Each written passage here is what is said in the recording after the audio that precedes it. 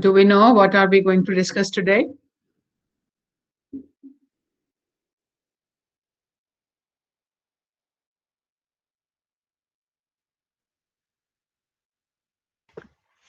Good evening, ma'am. Good evening, Abhishek. Ma'am, sorry to interrupt. Ma'am, I am from second year from LC2. Am I allowed to take the class of yours? Why do you want to attend? Ma'am, I am preparing for judiciary, so Yeah, but that you've is it. already done this paper, no? Yes, ma'am. But there are few topics which I am not well of, so that is why. Which topic? Uh, Ma'am, actually, I am revising, so I didn't read it in detail in the first year, so that is why, ma'am, I am here to take the class. Okay. As long as you can read for the classes. Don't just come like that without preparing for the class. Okay, ma'am. Thank you so much, ma'am. I thought there were three Abhishek in this class. The Abhishek Kumar, then another Abhishek Kumar, Abhishek Singh. Ma'am, I am Abhishek Bhushan. The display name says Abhishek Singh, Abhishek Kumar Bhushan. Yes, ma'am. Okay. So the rest of the class, do you know what are we going to discuss today? Mushnaru Surya Narayan Murthy case. Oh, glad, Tushar, to hear that. So have you read the case? Not complete, ma'am. I was not able to read complete, but I have read 4 pages of that. Okay, good. Anybody else who has read the case? Yes, ma'am. Jitendra has read. Who Yes. else has? Yes, ma'am. Yoshi. Okay, raise your hands. Those of you who have read the case. I can Ma'am, see not some more. complete. I have read the case, but not Okay, as complete. long as you began reading, because that's a, no, you have to develop this habit of reading cases so that you can understand. Presently, we are going comparatively slower pace because you are new to the faculty, to the law discipline and the language, etc. But we cannot be at this pace in subsequent classes also. So unless you read, we'll lose out quite a many of the discussions today. So do you know what are the reasons? So we know the basic facts of the case. Anyone who wants to repeat those facts? Yes, ma'am, I can. Yes, Deepika. Yes, ma'am. So basically, in this, what happened is there is a person named Apala. No, the accused tried to kill Apala Narshi Mullu. Okay. Yeah, ma'am. Sorry, my pronunciation is not that much good with the name.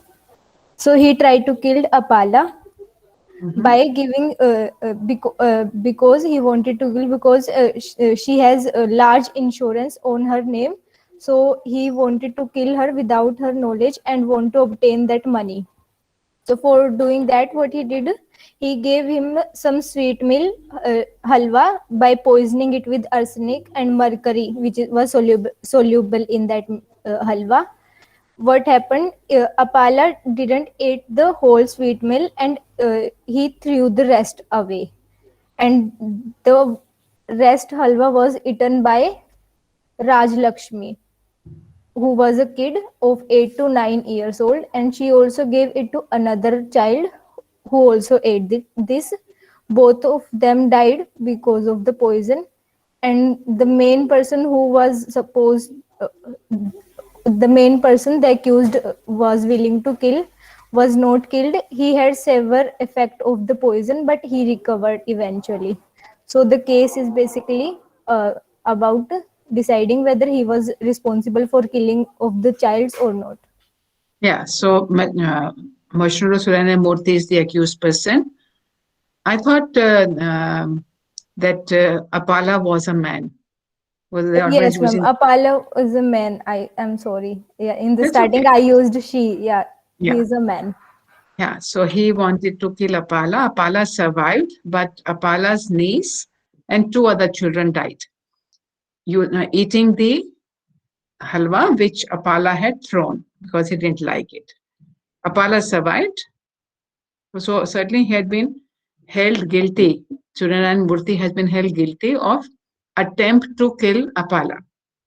So that is not in review. That's not in appeal. The appeal is about who has come in appeal. Ma'am, yeah, In this case, Public prosecutor prosecutor on behalf of which the means what government. is the history? What happened at the lower court? He was found guilty. Then wha- Narayan was found guilty of committing murder, no ma'am, attempt to murder of Apala, but not charged for the murder of Raj Lakshmi and one orchid. Right. So the state has appealed against his acquittal, against the charge of murder for the child and the two other children, for Raj Lakshmi and two other children. We do not know the names of the other two children. So certainly he has not appealed. The state has said that no, he should be held liable for the death caused to the child, to Raj Lakshmi and other two children as well. So what is the judgment?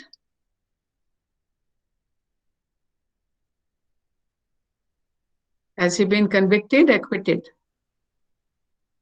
Ma'am, after that he was also charged with life imprisonment also for the death of Raja Lakshmi and the other kid also, no? Or they're seeking that. Ma'am, he was convicted He on he was convicted for the transportation for life. No, he has been convicted for transportation for life. And remember, this transportation for life is no more on the statute book because it's an old case. At that time, Kalapani, as we know the term, was available as one of the punishments for the offense of murder, but it is no more available. So why was he sent to Kalapani? For the attempt to murder and as well as the death, causing the death of Raja Lakshmi and one other kid.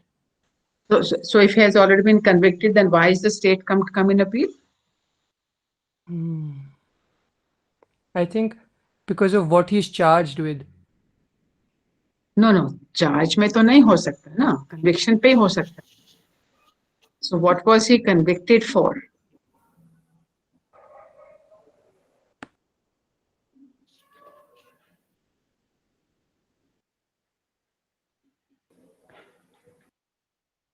Ma'am, Mansriya was missing. No. The question is, which party has come in appeal? The title of the case is Emperor versus Mushinuru, which means that it is the state which has come in appeal. The state has come in appeal. Then why the state has come in appeal? Ma'am, they asked for the murder of the Raja Lakshmi. The state came to appeal for the conviction of murder. They appealed for the murder. Look at the conviction. very first sentence in Justice Benson, the opening sentence in the case. This is an appeal by the public prosecutor on behalf of the government against the acquittal of Suryanarayan Murthy on a charge of having murdered the girl. The facts are as follows. Okay. So then there's an acquittal for the children's death. There is a conviction for the attempt to murder, but there is an acquittal. He has been look at the last lines. The two children who had eaten the poison halwa died from this effect of it. But Apala, though the poison severely affected him, eventually recovered. The accused has been sentenced to transportation for life for having attempt to murder Apala. The question which we have to consider in this appeal is whether the facts stated above accused is guilty of the murder of Raj Lakshmi. So there is no conviction for the death caused to the children. He has been convicted only for the attempt. The sentence which has been given, it has been given only for attempt to murder. Okay? Clear? And so there's no, because he has been acquitted. Otherwise, if he was also already convicted for the death caused to the children also, then Suryanarayan Murthy would have come in appeal. But because He accepts his liability for the attempt to murder Apala, but not, and certainly he is happy with his acquittal on the other case. The state is not happy. So state has come in appeal. Which court is the judgment from? Which court are we looking at? The judgment by which court?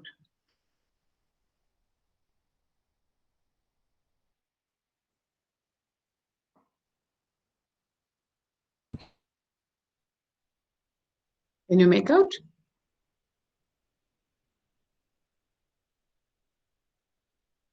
Madras High Court, ma'am. Madras High Court. We are looking at judgments only of High Court and Supreme Court. So it's also important. So the other aspect of finding out which the court is, in this case, there has been only one other court involved, the session judge. If it was a Supreme Court judgment, then there would be had judgment from the session judge, then by the High Court, and then by the Supreme Court. So in this case, we have only one prior judgment, that is of the session judge, which convicted him for the attempt to Sessions murder. Court? Sorry? Yes, Nishant?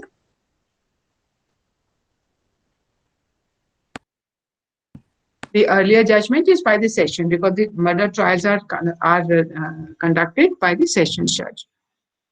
So the session judge convicted him for attempt to murder, but no liability for causing the death.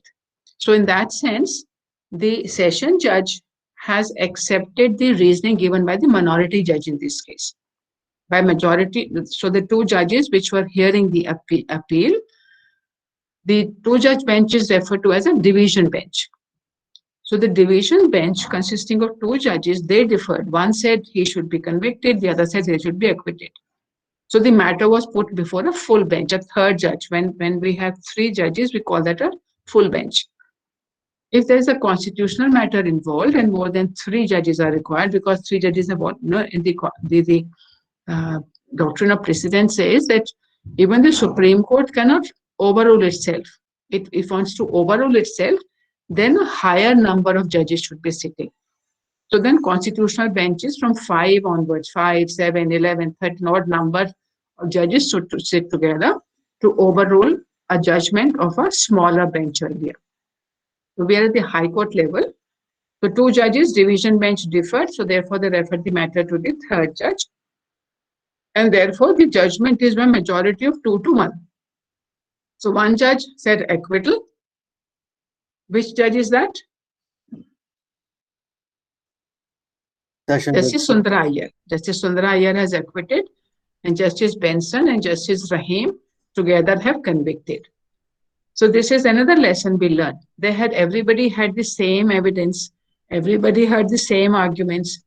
Two judges got convinced one way. One judge got convinced another way.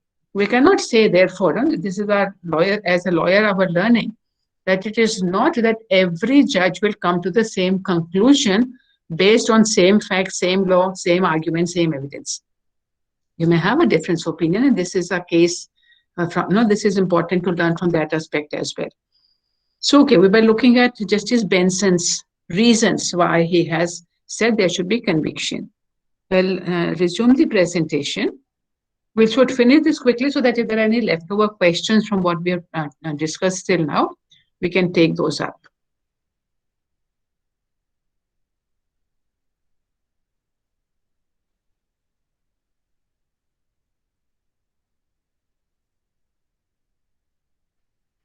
So this is where we were. We had looked at one slide after this. The issue was whether intention to kill or the knowledge, because the purpose we are looking at it is that whether he can be said, the section is that whoever causes death, so whether the death of the children can be said to be caused by Suryanarayan Murthy.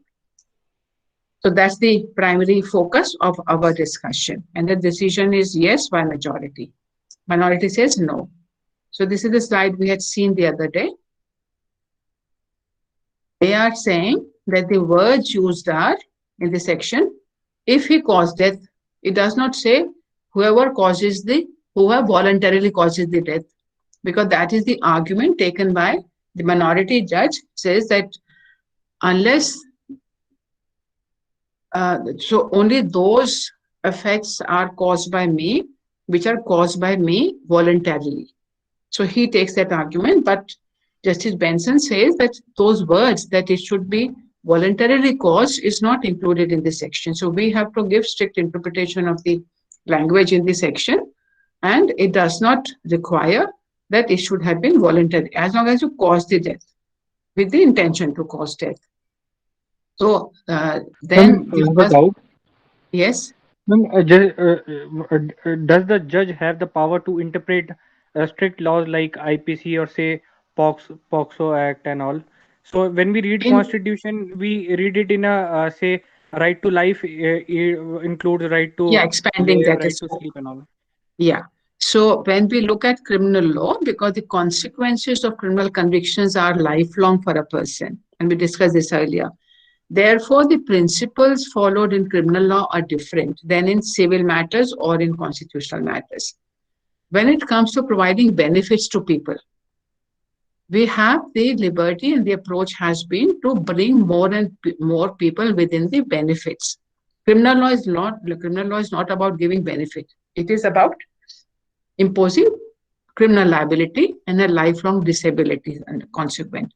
It is about imposing punishments after conviction. So therefore, the judges, the principle of interpretation followed in criminal law is a strict interpretation. That if there are two possible interpretations, sometimes you will read this in one of the papers called Interpretation of Statutes, that if the language is clear, then there's no question of interpreting. We just to give the meaning. But if a section or a provision is open to two interpretations, one liberal, one narrow, in criminal law, the judges will be taking narrow interpretation. In civil law, in welfare legislation, they will take a wider beneficial interpretation. So this is the established principles of interpretation of statutes. Because of the consequences follow very differently. So therefore, Article 21 interpretation widening the scope are bringing more people within the realm of rights rather than excluding them. Therefore, expansion there, and here it has to be narrow. So the words here have to be not read. In fact, we will not find this across the board, even though the principle is the same. You will read ask one more thing, ma'am? case. 1 second. When you will read one case called Bhaurao in family law, there in case of bigamy, the section says whoever marries while the spouse is alive is guilty of bigamy. The judges in that case have read the word whoever marries validly. So while the principles are clear, in the interpretation we find different judges follow different ways, even though there is no disagreement on the principle itself. So in that case, there's no discussion that how they have expanded, but in fact, by that expansion, by using voluntarily, they have excluded liability. So sometimes the judges do read words, and in this case, the minority judge is using the word voluntarily to exclude liability, while the majority is saying, we will not read this word. Yeah, what was your question? Ma'am, you might have gone through a judgment by Bombay High Court in which Section 7 of POXCO was interpreted in such a way that the accused was given a benefit and he was acquitted. तो उसमें ma'am direct physical contact कहीं लिखा हुआ नहीं था, but then the जज said कि criticism हो रहा है ना उस जजमेंट का. जी मैम, तो वही सुप्रीम कोर्ट ने ऑलरेडी स्टे कर दिया, ऑलरेडी सुप्रीम कोर्ट ने स्टे कर दिया वो जजमेंट. मैम वो कर नहीं सकता ना जज.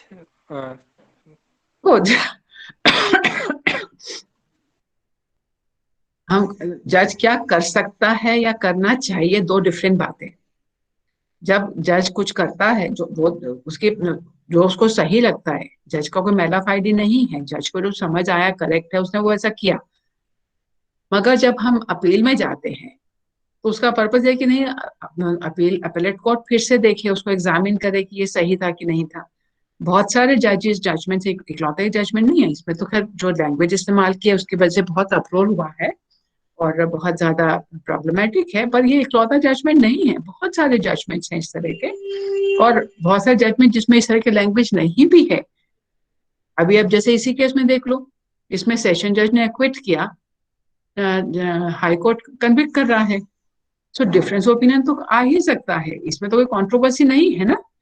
So therefore, merely because a judgment gets overruled in a higher court, Mathura का केस हम पढ़ेंगे तुकाराम वर्सेस स्टेट का, in which the session judge acquitted, the high court convicted, Supreme Court again acquitted, and then there was such an uproar and the law had to be changed completely in cases of rape. So what can the judge do is one thing. They can give judgments. That's what they do, and that's their job, and that's what she did. So whether we agree or disagree with the judgment is a different thing. And there is another judge who is retired, and she's saying that her understanding of POCSO is that there are only two categories of offenses. One is the penetrative sex, and the other is the sexual assault without penetration, which she thinks that it is about attempt to rape. So because in this case there was no attempt to rape, it could not be sexual assault. And it certainly is not sexual harassment as defined in POCSO. Therefore, in their understanding, the conviction under the IPC was right. So it's a question of, one is the usage of the word. That it's unfortunate that she used the word that there was no skin-to-skin contact, and therefore, what the other judge's understanding of her judgment is that this judgment has come because there was no attempt to rape. And the section under POCSO, which talks about sexual assault, is talking of the instances of attempt to rape. But because there was no attempt to rape in this case, therefore it cannot come in that category. So certainly she also agrees that the skin-to-skin statement should not have been there. So coming back to the question we are dealing with, so the argument here is very categorically that by reference to illustration 1 and 2, in the illustration 1, he digs a pit, and another person walks in. But for that other person walking in, there would have been no death. And the fact that the illustration does say that no, the person who has dug the pit will be liable shows that contributory action by the other person is not of any relevance. Illustration 2 refers to an incident when A knows that there is a person C behind the bush, B does not know, and A asks B to fire. So the action has been done by another person who did not know. So he is not liable, B is not liable, but A is liable. So these are instances, these are illustrations to the section to suggest that in IPC, it is the contribution, because that was the argument, that the contributory negligence of the contributory actions of Apala and the children have caused the death and not he. So to that they said that no, it doesn't matter. The contribution action by third party not necessarily exclude culpability, even if death could not have happened without such contributory act. So this is conclusion drawn from illustration 1 and 2. Then he says further, we need to identify what is the most efficient cause and effect. And he refers to 3 different sources to make us understand what is meant by that, what is the effect and what has caused the effect. And he says the liability will come only by reference to the most efficient cause. The effect of death has to be caused by most efficient cause, and this should have been caused by the accused person. So he says Law Commission has said, look, they said there's no action which is done only by one action. There's always a series of multiple causes which causes the effect. So suppose you fire at somebody at a close range at the temple of that person. He dies. Basically, he died of the bullet. But what actually caused the death was the impact caused by the bullet, not by my firing. So you have to make a distinction between those two and say that, no, I only fired. It is the bullet which has caused the injury. So the most efficient cause of the bullet injury was my triggering, not the bullet itself. So therefore, he says that the act may cause death immediately or it may be remotely. So there's one understanding that there might be a immediate consequence and there might be a long term or long distance consequence. Webster Dictionary says cause is that which produces or affects a result, that from which anything proceeds and without which it could not exist. So if if there was a simple halwa, even if Apala had thrown it, even if the children would have eaten it, nothing would have happened. And therefore, the death is not the effect of the fact of throwing the halwa or picking it up and eating it. What is the cause? The poison in the halwa. The general idea of cause is that without which another thing called the effect cannot be. So could the death been caused by their action alone? No, it could not have been, but for the action on part of the accused person. Aristotle divides causes into four categories: material cause, formal cause, efficient cause, final cause. So suppose in this instance, we were to understand what will be the material cause, what is the formal cause, what is the efficient cause, and what is the final cause. So material cause is the poison. What is the formal cause? The children picking it up, the Apala throwing it down. That's the formal cause. So if Apala hadn't thrown, children would not have picked up. If children had not picked up and eaten, they would not have died. So, but that's a formal sequence. Looking at the final cause, what has been the impact of the poison? Whether it stopped breathing, whether it stopped the mind. So different poisons have different impact on the. So medical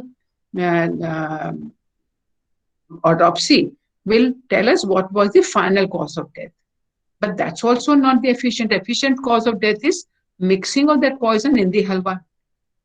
So the efficient cause is the agent that is prominent on or conspicuous in producing a change or result, and that is what should be considered. So therefore, in this case, what is the most efficient cause? Mixing of the poison in the halwa, not the other actions of Apala throwing and all. Therefore, Justice Benson says this most efficient cause is to be connected with Suryanaran Murthy. 301 says its explanation to 299-300, and it does not lay down any new rule. So, okay, when you compare the examples which have been given by Justice Sundara here, he says that the section 301 talks about an exceptional circumstances. So there are two ways to look at 301. One, they are explaining what is being provided in 299 and 300. Justice Sundaraya says that no, this is now an exception. And the exception is that if the death has occurred of another person, in the process by which the intended death would have been caused. So he gives example like that if A was giving a blow, and this happened in a number of films, the blow was intended to kill the hero. And the supporting actor suddenly comes in the way and takes the bullet, and she dies. And usually she is the lover, she is somebody very close to the hero, but she's certainly not the heroine. And usually that person dies. So Sundaraya Justice says it is that kind of a situation that you intended to kill somebody and somebody else suddenly comes in between and consequences takes. So you are giving a blow to A and A dodged and B came in between. She slipped and another person she was giving, so she ran away and somebody else came in her place. So while doing the same action, if death is caused, then 301 says the accused will be liable. But not when there is a different action because of which somebody has died. So Justice Sundaraya and Benson Justice differ on what is the role of section 301 in IPC. Benson and Justice Rahim say these are only explaining 299-300. They are not creating an exception. While Sundaraya says it is an exception, and therefore this has to be read in that sense. So in this case, the situation was not that it is the same action of giving the poison that somebody else died. It is the subsequent different actions. So by that reasoning, the other judge has not agreed with this statement. So coming back to Benson, he refers to the English cases, Agnes Gorey. It is anyone who knows the facts of Agnes Gorey? Yes, ma'am. Yes, please tell. Agnes Gore wanted to try to murder her husband, but somehow the person who she mixed the जहर को क्या rat poison. poison. She mixed rat poison in that medicines and want to kill her husband, but somehow the person who gave her the medicine, the pharmacist, Apothecary is the chemist. chemist, Yeah. the chemist died because he want to prove his what you can say, that Yeah, so this woman mixes innocence. poison, gives it to her Yes, ma'am. husband. The husband doesn't die. The chemist, she takes the potion back to the chemist, saying, no, this was not useful at all. So he says, no, this is very useful, and he drinks that to show that, no, this is very potent. And before doing that, he stirs the potion. So in his case, the poison got mixed with the potion, and he died. So certainly Agnes Gore had no intention to kill the chemist. She had the intention to kill her husband. And the chemist had died because of her own actions, because of his own actions of mixing and drinking it. Agnes Gore did not give it to him to drink. Agnes Gore did not stop him from drinking also. So in this case, she was held liable for the murder of Agnes Gore. So the judge said in the English judgments also, we find liability in these kind of cases, similar facts. But in any case, they say there is no need to look at the English cases. They are to be decided by the language of our statute. English law has developed because of the common law procedure whereby judges develop law. Sometimes they have the law as in their statute, which is different from ours. And therefore, we need to look at the language of our statute. And the language of our statute very categorically says, whoever causes death with the intention to cause death, whoever's death is caused, simple, we will hold him liable. Then we have the minority judgment. He starts with the definition of voluntarily. The other day, somebody did read the definition of voluntarily. Anyone who wants to read it again? Because he says, because he's talking about the liability for the consequence will happen only if the effect was caused voluntarily.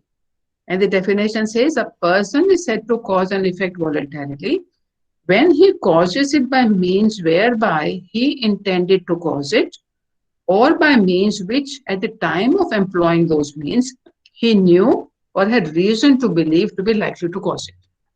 So applying this definition, Justice Sundarasaya says that when he gave poison halwa to Apala, he could not have foreseen. He did not have knowledge. He could not have dreamt. He was not desiring the death of the children. So the causation requires intention to cause or the knowledge that it will lead to this result. There is nothing on record to show that Suryanand Murthy had any inkling that Apala will throw the halwa, that he will. And also we do not have on the facts that whether Apala threw the halwa in presence of Suryanand Murthy. So we do not know. We cannot say that he could have foreseen that somebody will pick it up. But Sundara Iyer, so from that angle, so they said that no, the general criminal law theory requires that the doer is responsible for the consequences which he intended or knew that they will ensue.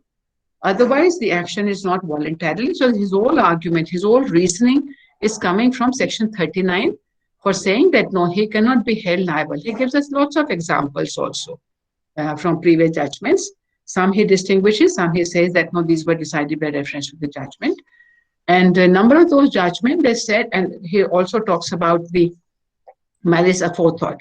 So section 26, knowledge imputed if he had reason to believe. So even in those cases, the example we're taking that somebody gives you gold in the middle of night and in a shady circumstances, and you do not ask at a very, very low rate, and you do not ask from where it has come. You have reason to believe. This knowledge will be imputed to you, that you have reason to believe that it was perhaps a stolen property. But if there is no reason to believe, there's no knowledge, there is no desire to cause the death, he will not be liable.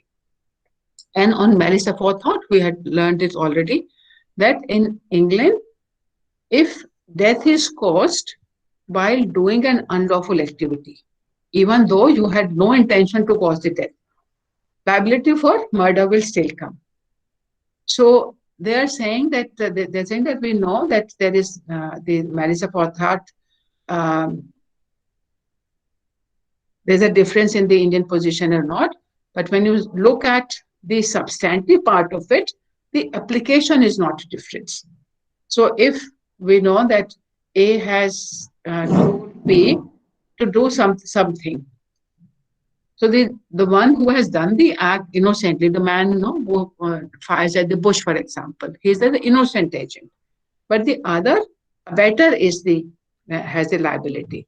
So that's not something which we have in the English law. So therefore, I said that there are differences, and the other thing is that there's a presumption that all homicides are malicious and murder unless it is proved otherwise. So in our case, there is no such presumption. So I said that there is a difference I recognize, and therefore no need to look at Agnes Gore, because he's saying that the cases you are referring to, that they have done it there as well. We cannot take that. And here is what he says, that 301 is a qualification. It's a exception. It is not an explanation. And it is limited to cases where the other person has been killed in the same circumstances by which the intention was to kill the person intended to kill. So the example from the film that I was giving you earlier.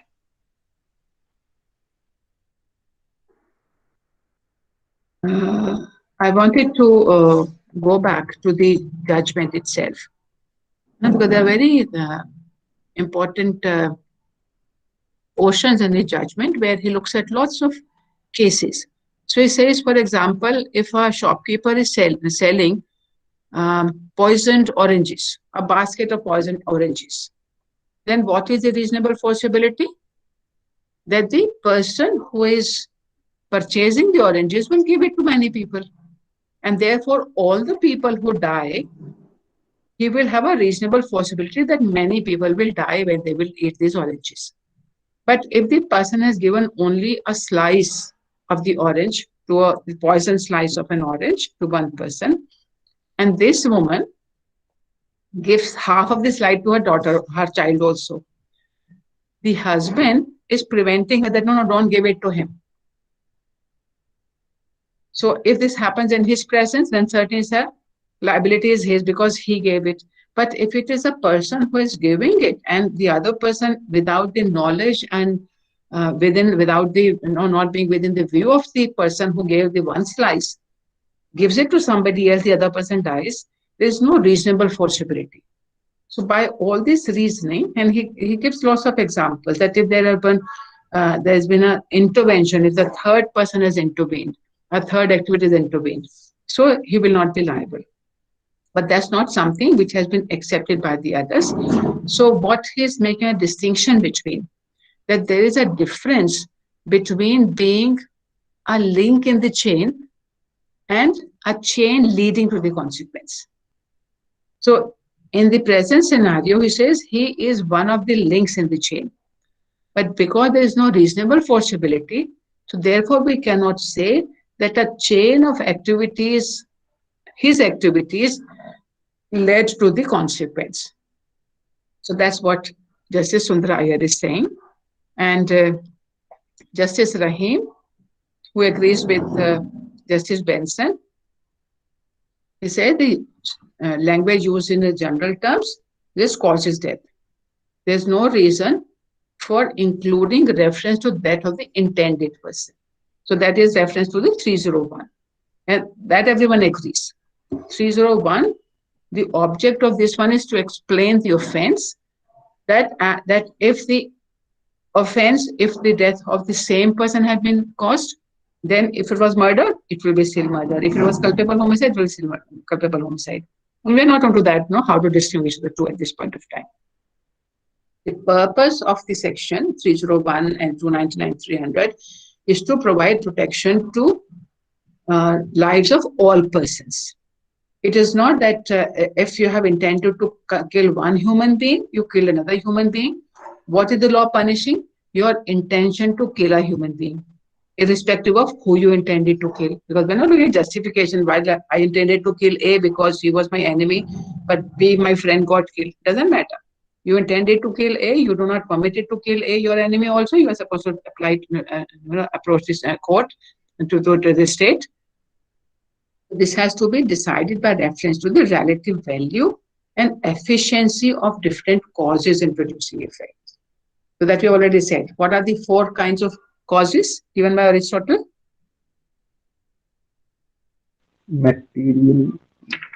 Material, efficient, Formal, efficient, efficient, and final. Efficient. final. So remember this.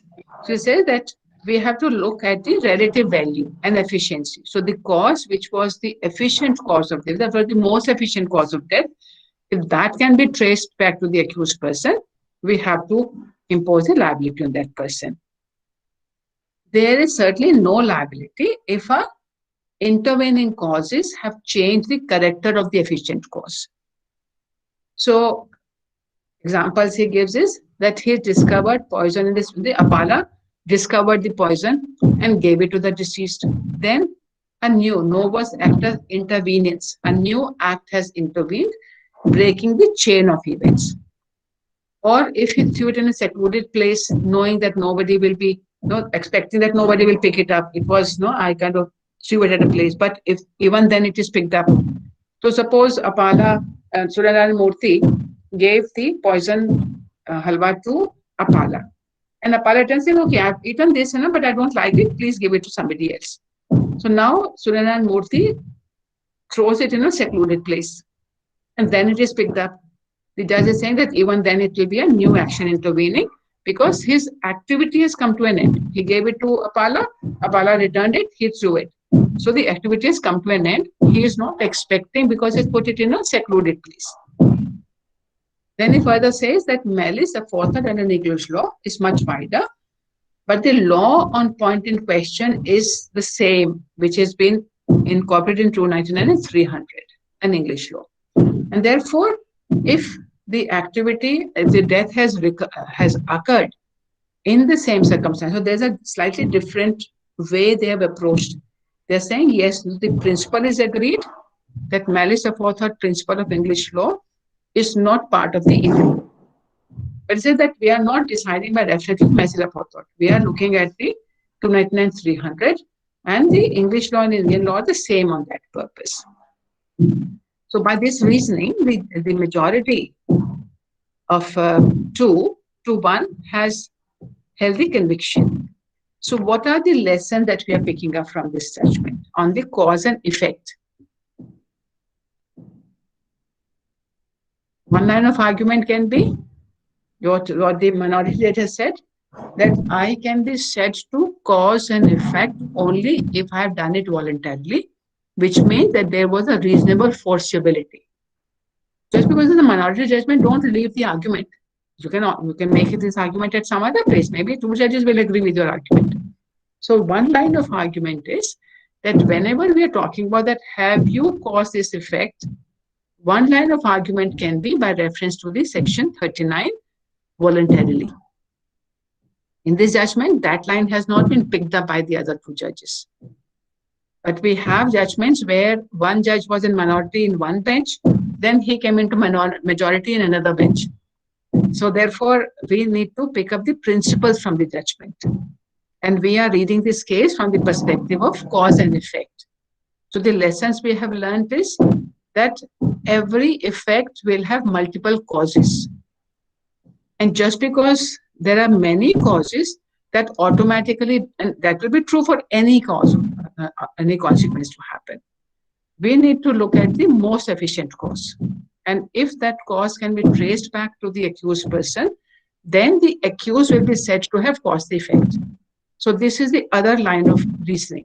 One line of reasoning is, if I could reasonably foresee the consequence and I did the action, then I will be held responsible. I was the person who created the cause for an effect to take place. Then I will be held liable.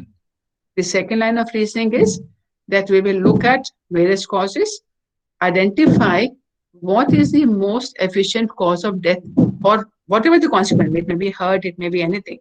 So whatever is the most efficient cause of death.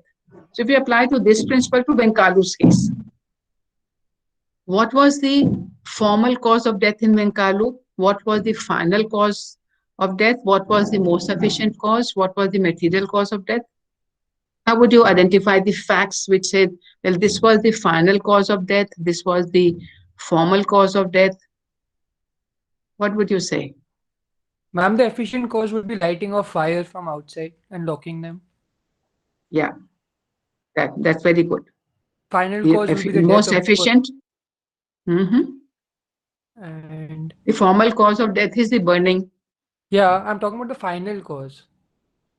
Final. What is the final cause of death?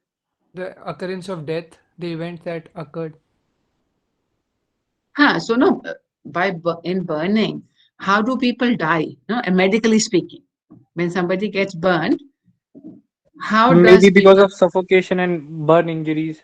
Suffocation and Yeah. burn injuries. So these are the final causes of death. Yeah.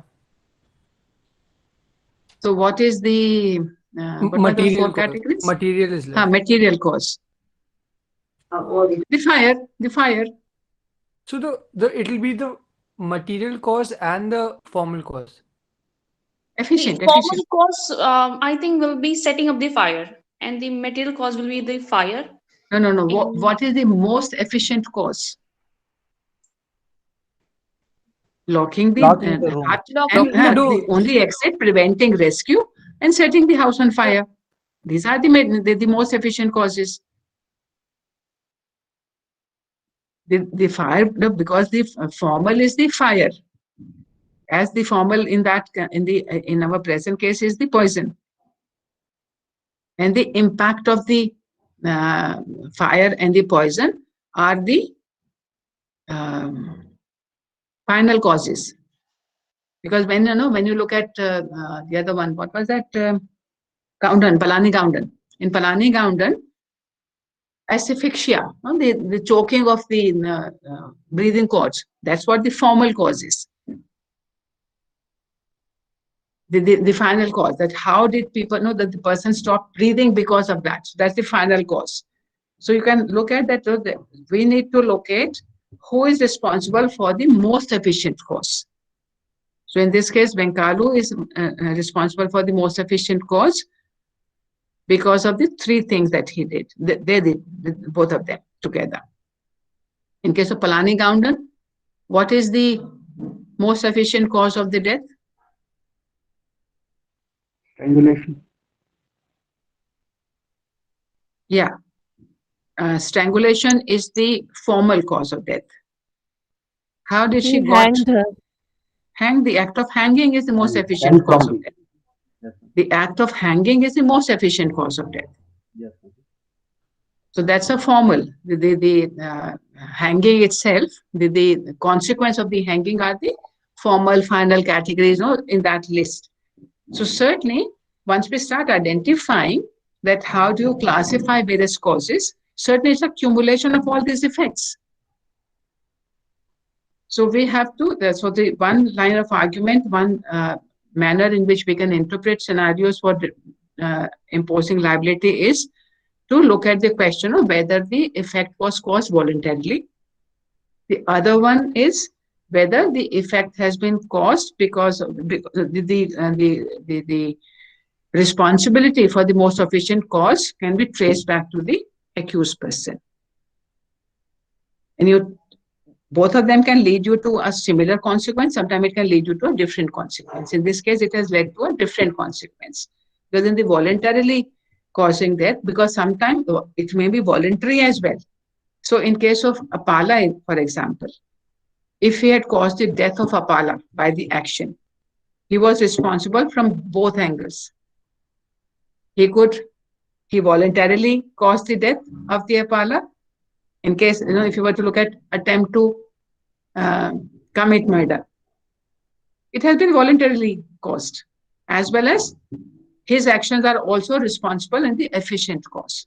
So it is not that these are contradictory to each other. Sometimes they can coexist as well.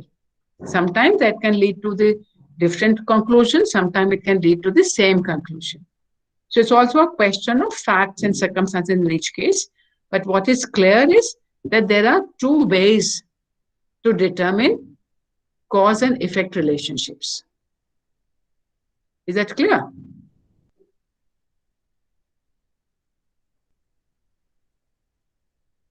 Do you have some doubts?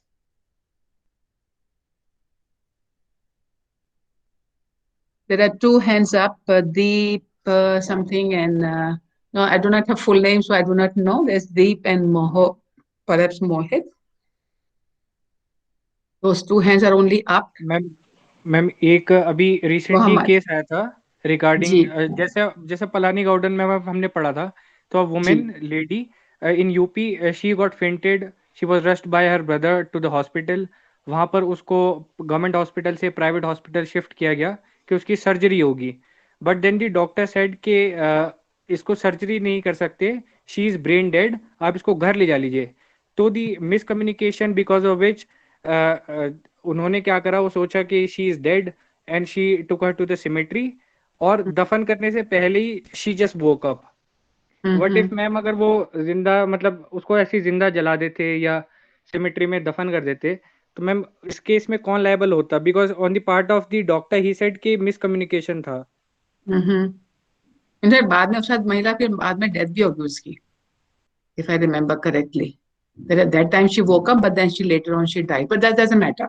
So certainly the question is that if the doctor says this person is dead, and the family takes him and takes the body and sets the person on fire, what the rest of the class think? Apply the principles we have known so far. What will be your finding? Mistake of fact. No, would you say, yeah, mistake of fact on, no, the question is whether the relatives who cremated her, will they be liable for murder? No, ma'am. No, ma'am. Why not? No, ma'am. I mean,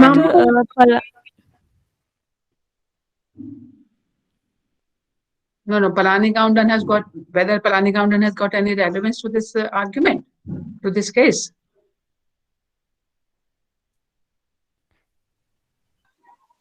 Ma'am, in a way, yes, because if they have followed the instructions of doctor and she had woken a few minutes late, should be dead by then.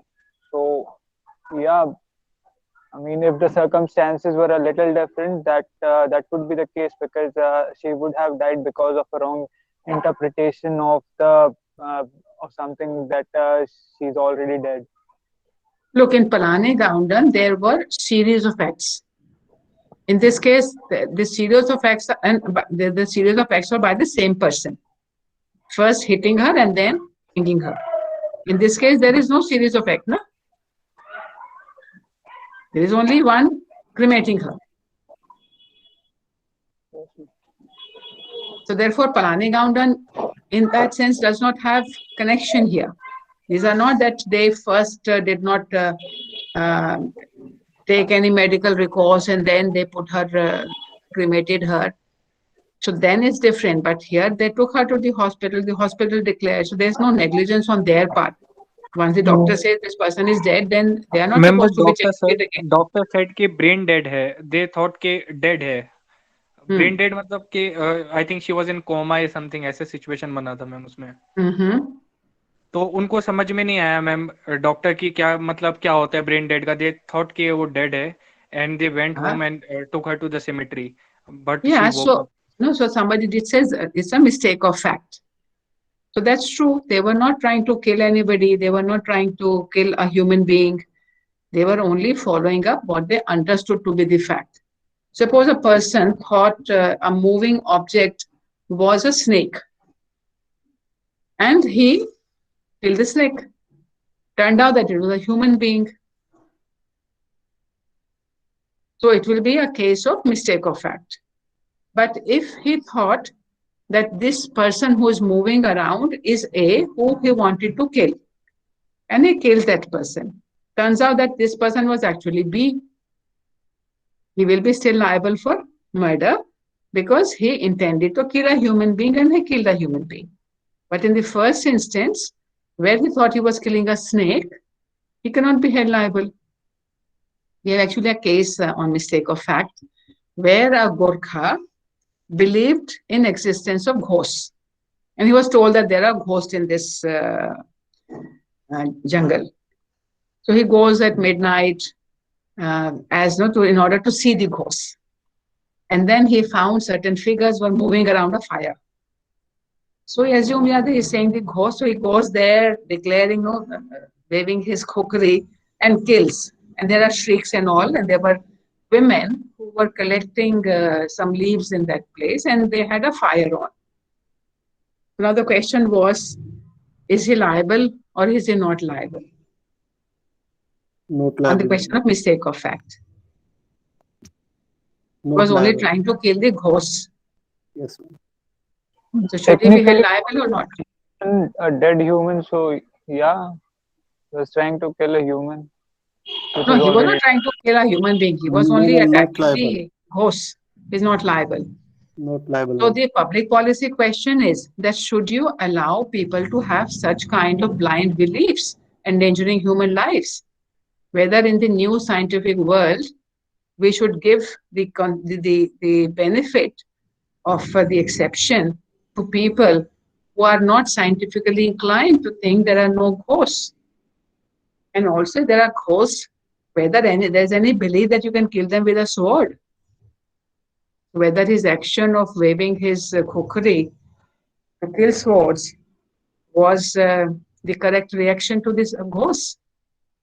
Ma'am, is witch hunting also connected with this case? Like people kill. Witch hunting is slightly different. It's kind of much more barbaric. But in witch hunting, the people know that there is a human being whom they declare has been possessed by the witch. So here there was no conception. This somewhere this construction of a reasonable human being. So if it's a Gurkha coming from a remote village somewhere in the hills, has no education, has very strong beliefs of ghosts, etc. If you want to argue from that perspective, we'll say that no, he was not intending to harm any human being.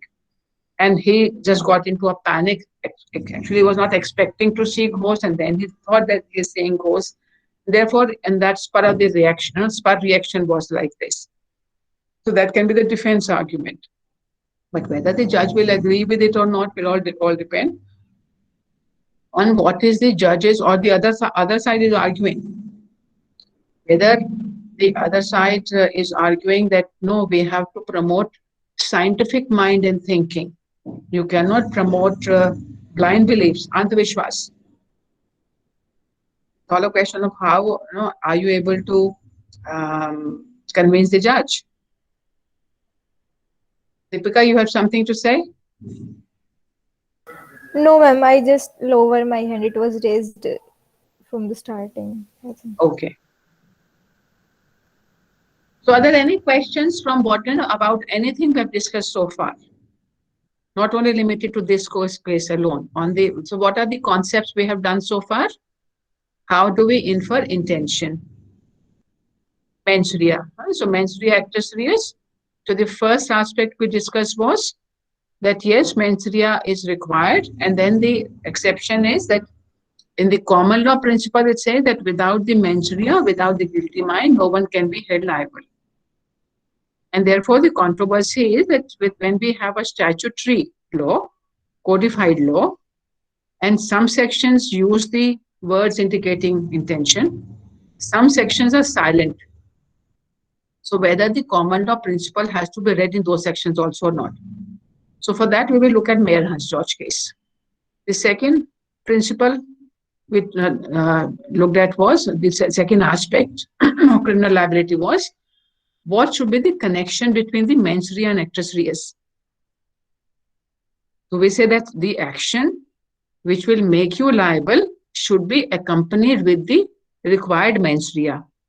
And Panani Goundan and the subsequent cases were examples of where it seems that there was series of actions, even though this terminology says act includes series of acts, but whether all the acts are part of the same series or they're different acts, that has to be construed, whether the acts are constituting part of one series of acts or these are independent acts, and whether whether the series of all the acts in the series have been done with the same intention or different intention, that can change the liability of the person. And we have seen a number of cases which have followed different principles, but the key principle there is that if the two acts are so closely connected with each other that one cannot say that one act had come to an end and another act has started, especially in those cases where at the initial level itself there was an intention to kill or intention to do whatever harm it might be. So the subsequent act will be seen as acts to ensure that your initial intention is fulfilled. But if there is no intention to kill and death occurs, then the judges are also looking at whether there was gross negligence. So the example which Muhammad Shakib just gave us, so if there was, suppose these people had cremated this woman, and then it worked out that she was actually only brain dead, because that's what the doctor's opinion said. Whether anybody can be held liable, the person who gave them the body of a brain dead person. So when somebody is died in the hospital, the normal thing is that it is taken to the morgue. I don't know whether it is taken, whether somebody dies in a ward, whether the body is handed over right away there, or whether all bodies in the hospital go to the morgue. Anybody who has any knowledge on? Because if all bodies are taken to the morgue, then a brain dead person's body could not have been taken to a morgue. What we have, is of course very different and no liability category at one level. In COVID, I have one question. Yes, Aditya. So my question is, ma'am, what you are saying about the mens rea and actus rea, the most of the cases of medical legal negligence in our country. So and we have not seen any landmark cases where doctor or any medical legal professional have been persecuted in this regard. So how to tackle these kind of cases, or particularly from the medical legal aspect now? Because previously, because that was a non-intentional death, because in that case doctor doesn't want to be a patient die, but due to the negligence of the healthcare professionals it happens. So how to tackle that? No, sometimes the doctors are also negligent. No, you will, in your tort cases, you will see cases where the doctor has forgotten a Caesar, the surgeon forgotten the Caesar inside the abdomen and sewed the person up, and it's only later on that she's continued to suffer abdomen pain, and subsequent X-ray showed that there was a Caesar inside. Sometimes gouges are left. So these are cases of doctor's negligence. So in the case of doctor's negligence, initially there was only tort liability. Now they have been brought within the Consumer Protection Act also. There was a lot of protest against that. So we have a whole lot of cases of medical negligence. So do not say that they have not been held liable, but their liability will depend on whether the liability for murder will not come for them. But they will have liability under the civil categories, depending on what is the extent of. I recently was undergoing treatment, and I have lots of allergies, and I was undergoing treatment for cancer. So after my surgery was done, I was put onto the